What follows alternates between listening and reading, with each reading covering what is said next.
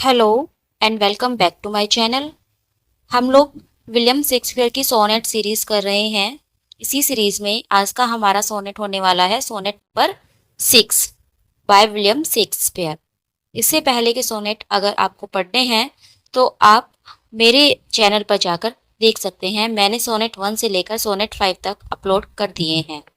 आज हम सोनेट 6 पढ़ेंगे। इनके अलावा अगर आपको विलियम शेक्सपियर की बायोग्राफी पढ़नी है या विलियम शेक्सपियर के कुछ प्लेस के बारे में जानना है तो भी आप मेरे चैनल पर देख सकते हैं।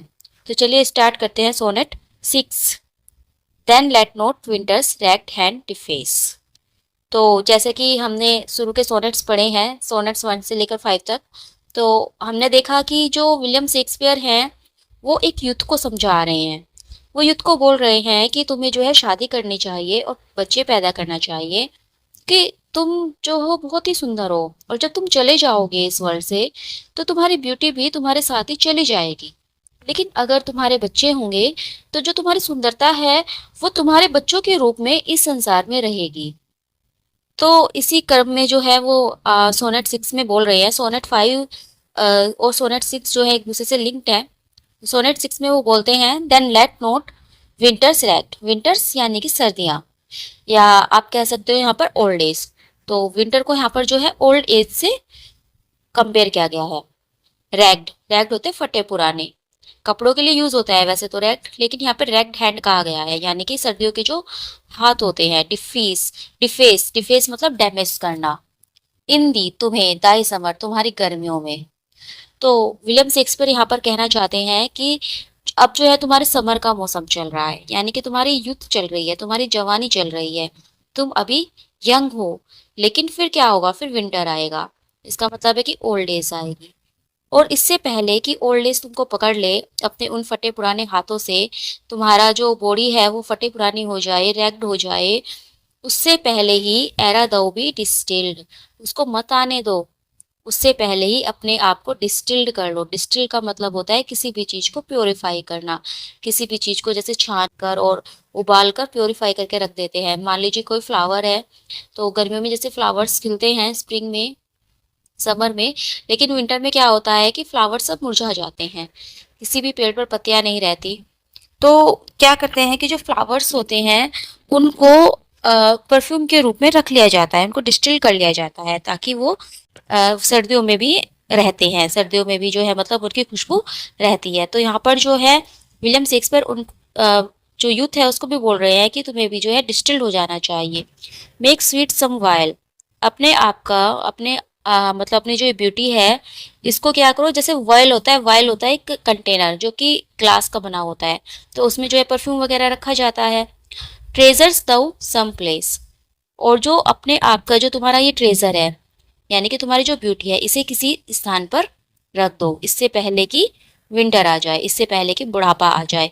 तो यहाँ पर जो है विलियम शेक्सपियर का एक तरह से मीनिंग है कि जो तुम्हारी जो ये ब्यूटी है इसका यूज करो, किसी से शादी करो और उसकी वोम में अपना सीड रख दो, ताकि तुम्हारा जो है बच्चा पैदा हो सके। With beauty treasure era it be self kid, इससे पहले कि ये खुद को ही मार ले, यानी कि इससे पहले कि तुम्हारी ब्यूटी चली जाए, तुम्हारी यंग एज चली जाए, इससे पहले ही किसी से शादी कर लो और एक बच्चा पैदा कर लो, ताकि तुम्हारी ब्यूटी जो है अ, इस संसार में रहे। और सम प्लेस का मतलब यहाँ पर वोम्ब हो गया, किसी लेडी की वोम्ब, जिसमें तुम्हारा ट्रेजर यानी कि तुम्हारी ये ब्यूटी, तुम्हारा सीड जो है सुरक्षित रहे। That use is not forbidden usury. अब यहाँ पर जो है यूजरी को बोला गया है। यूजरी जो होते हैं, जो मनी लैंडर होते हैं, जो काफ़ी हाई रेट पर जो है, काफ़ी हाई इंटरेस्ट पर मनी देते हैं, ब्याज पर जो है वो पैसे उधार देते हैं। तो ज़्यादातर जो यूजरी है यानी कि वो मना होती है कुछ देशों में, जो है इसको इलीगल कहा गया है कि तुम्हें हाई जो इंटरेस्ट है उस पर पैसे नहीं देने हैं। लेकिन यहाँ पर विलियम शेक्सपियर कहते हैं कि डेट यूज, की वो प्रयोग, इज नॉट फॉरबिडन, मना नहीं है। यूजरी, यूजरी का कौन सा, विच हैप्पीज, जो कि खुश होकर, दोज डेट पे द विलिंग लोन, जो विलिंग लोन है वो उसको पे करते हैं, यानी कि वे लोग जो खुश होकर लोन पे करना चाह रहे हैं उनके लिए यूजरी कोई मना नहीं है। यूजरी उनके लिए इलीगल नहीं है। इसका मतलब ये है कि अगर कोई लड़की तुमसे शादी करना चाहती है और तुम्हारे जो है वो बच्चे को जन्म देना चाहती है, तो फिर तुम क्यों डर रहे हो? ये यूजरी कोई लीगल इलीगल नहीं है। That's for thyself to breed another thee, और अपने लिए अपने जैसा ही एक और ब्रीड करो, यानी कि एक और बच्चा पैदा करो। तुम्हारा जो बच्चा पैदा होगा वो बिल्कुल तुम्हारे जैसा ही होगा। और 10 times happier B it 10 for 1। और यहाँ पर जो है विलियम शेक्सपियर कहते हैं कि तुम एक नहीं 10 बच्चे पैदा करो। बी इट 10 for 1, अपने एक में से 10 निकालो, और 10 टाइम्स हैप्पियर, और तो तुम क्या होगा फिर? तुम 10 गुना ज्यादा खुश रहोगे। तुम इस वक्त जितना खुश हो, अगर तुम्हारे बच्चे होंगे और तुम्हारे अगर 10 बच्चे होंगे तो तुम 10 गुना ज्यादा खुश रहोगे। 10 टाइम्स दाई सेल्फ वर हैप्पियर देन दाउ आर्ट। तुम आज जितना खुश हो उससे 10 गुना ज्यादा तुम खुश रहोगे। इफ 10 of thine, यदि जो तुम्हारे जो वो 10 बच्चे हैं 10 टाइम्स रीफिगर दी, तो वो क्या है? उनके और 10 बच्चे हो जाए। तो यहाँ पर जो है ग्रैंड चिल्ड्रन की बात हो रही है, उस युद्ध के रीफिगर दी, यानी कि वो तुमको ही रीफिगर करेंगे, तुम्हारे जो है अक्स उनमें दिखाई देगा, और इस तरह से जो है तुम्हारी जनरेशन चलती रहेगी और तुम्हारी ब्यूटी पास ऑन होती रहेगी। Then what could that do, तो फिर मृत्यु क्या कर पाएगी? इफ दो शुडस्ट डिपार्ट, भले ही तुम इस संसार से चले जाओ। Leaving thee, living in posterity, leaving thee मतलब तुम भले ही इस दुनिया को छोड़कर चले जाओ, यहाँ से चले जाओ, लेकिन मौत भी तुम्हारा कुछ नहीं बिगाड़ पाएगी, क्योंकि तुम तो अपनी जनरेशन में जीते रहोगे। तुम्हारी जो सुंदरता है तुम्हें जो है याद रखा जाएगा, तुम्हारे बच्चों में, तुम्हारे ग्रैंड चिल्ड्रन में, तुम्हारे पोते पोतियों में।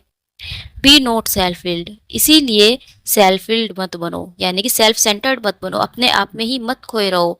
फोर, क्योंकि दो आर मस्ट टू फेयर, तुम इतने ज्यादा सुंदर हो, टू बी डेथ्स कॉन्क्वेस्ट, कि मृत्यु तुमसे जीत नहीं सकती।